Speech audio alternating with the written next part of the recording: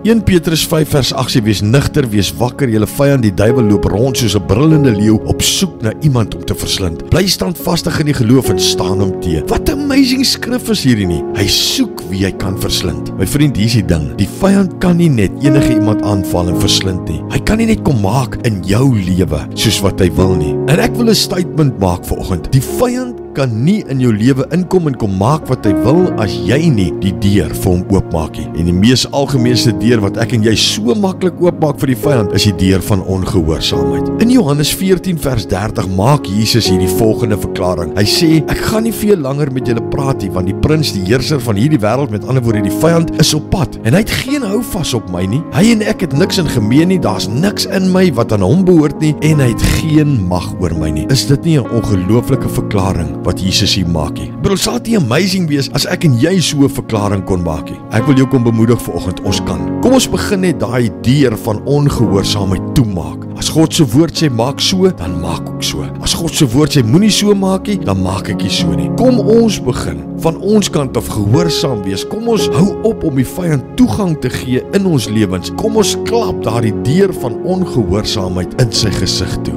Maar Vader, dankie vir u kosbare woord vandag. Help ons, Here, om gehoorsaam te word aan u woord. Help ons, Here, om daai deur van ongehoorsaamheid toe te klap in die gesig van die vyand, dat ons ook op 'n plek kan kom waar ons kan sê, hy het geen houvas op my nie. Daar's niks wat aan hom behoort in my nie. Ons loof u, ons prys u en ons eer u in Jesus se naam. Amen.